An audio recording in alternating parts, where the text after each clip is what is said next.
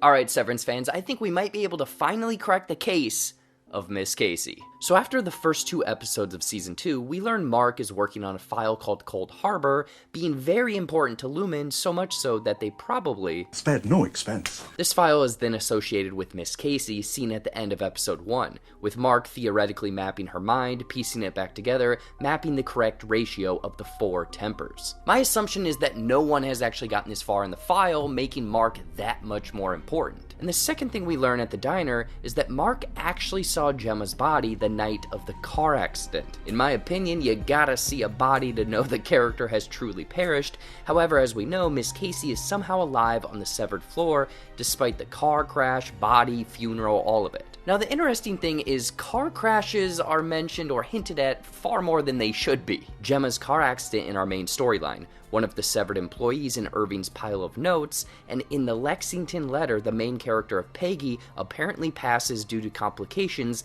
after a car accident. We could loop in Miss Wang as well, with her saying that she was a crossing guard, somewhat car adjacent. So with the immense power and influence that Lumen is literally looming over everything, Lumen is listening. What if they are like scoop and scoring these dead or half-dead bodies, doing an old switcheroo with bodies that they've cloned at Lumen? I'll admit, I'm still working on this part. And then experimenting or trying to map these people's brains who are permanently severed while presumed dead. It would make sense why only 1 in 5 files is completed before they, quote, expire. How far you got in the file?